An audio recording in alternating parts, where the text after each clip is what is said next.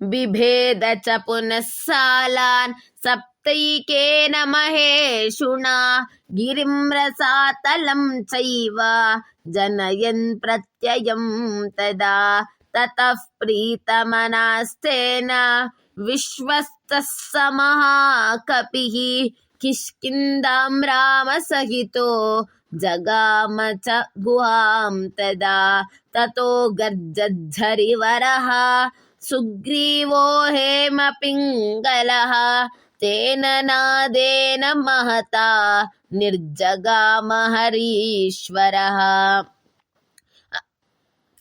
अनुमान्य तदा तारां सुग्रीवेण समागतः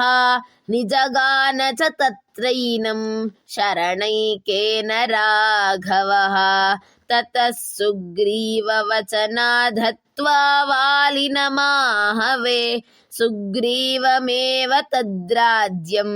राघवः प्रत्यपादयत्।